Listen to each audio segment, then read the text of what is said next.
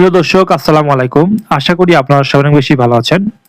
আজকে আমি যে বিষয় নিয়ে আলোচনা করব তা হচ্ছে ভারতে পররাষ্ট্রমন্ত্রী এবং ভারতের যে রাষ্ট্রদূত রয়েছেন প্রণয় ভার্মা অতি শীঘ্রই আওয়ামী লীগের ওপর যে নিষিদ্ধ রয়েছে কার্যক্রম সেটি প্রত্যাহার করার জন্য একটি হুঁশিয়ারি দিয়েছেন বলে তারা একটি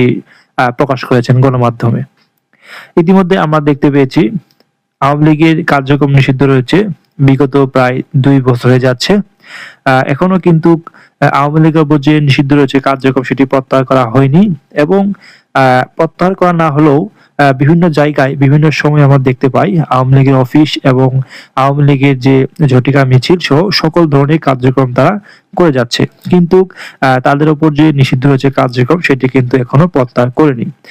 সেজন্য কিন্তু ভারতের পররাষ্ট্রমন্ত্রী এবং ভারতের যে প্রধানমন্ত্রী রয়েছে নরেন্দ্র মোদী তারা একটি হুঁশিয়ারি বার্তা দিয়েছেন তা যেন তারেক রহমানের নির্দেশে দ্রুত সময়ের মধ্যে যেন আওয়ামী লীগের উপর যে নিষিদ্ধ রয়েছে কার্যক্রম সেটি যেন প্রত্যাহার করা হয় এবং বাংলাদেশের মাটিতে গণতান্ত্রিক ধারা অব্যাহত রাখার জন্য যেন সুষ্ঠু পরিবেশ বজায় রাখার জন্য সেটি যেন নিষিদ্ধ কার্যক্রম প্রত্যাহার করা হয় এবং গণতান্ত্রিক যে ধারা রয়েছে সেটি বাস্তবায়ন করা এবং চলমান রাখার জন্য আওয়ামী লীগকে রাজনীতি করার সুযোগ তৈরি করার জন্য একটি হুঁশিয়ারি দিয়েছেন। ইতিমধ্যে বিভিন্ন জায়গায় থানা এবং অফিসে চিঠি প্রেরণ করেছেন যেন দ্রুত সময়ের মধ্যে এই দ্রুত সময়ের মধ্যে যেন আওয়ামী লীগের বাংলাদেশের ভিতরে যতগুলো অফিস আদালত রয়েছে সেগুলো যেন নিরপেক্ষভাবে আইন শৃঙ্খলা রক্ষাকারী বাহিনীর নেতৃত্বেও যেন কোনো ধরনের হামলা মামলা না করা হয়, সঠিক এবং সুষ্ঠুভাবে যেন তাদের অফিসগুলো করতে পারে এবং নির্বিঘ্নে যেন সাধারণ মানুষের কাজে নিয়োজিত থাকতে পারে। সেজন্য প্রতিটি রাজনৈতিক দলের উপরও একটি বার্তা তারা দিয়েছে যেন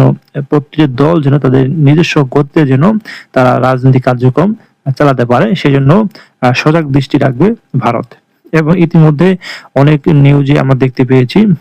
অতি দ্রুত সময়ের মধ্যেই আওয়ামী লীগের যে নিষিদ্ধ যে কার্যক্রম সেটি প্রত্যাহার করবে এবং এই দেশের গরিব অসহায় মানুষের জন্য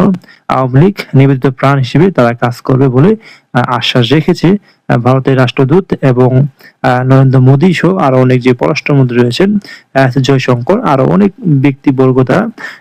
এইসব বিষয় নিয়ে তারা অতি শীঘ্রই আলোচনা শুরু করবে এবং তারা মাঠ পর্যায়ে তারা কাজ করবে।